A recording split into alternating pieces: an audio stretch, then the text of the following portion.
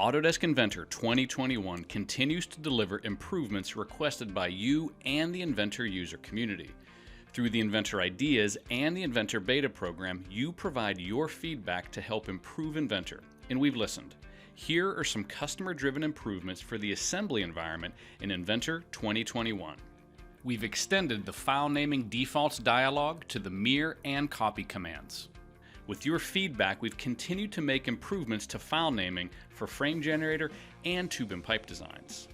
For tube and pipe, we've implemented the routing command as a new property panel, allowing you to create and apply your routes while keeping the command running, speeding up the development of your tube and pipe routes.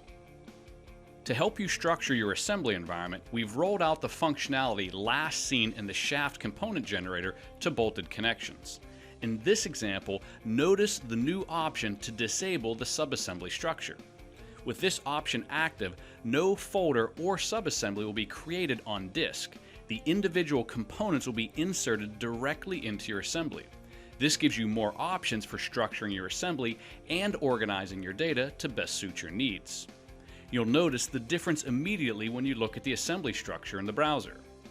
If you need to edit the bolted connection, select the bolted connection node in the browser.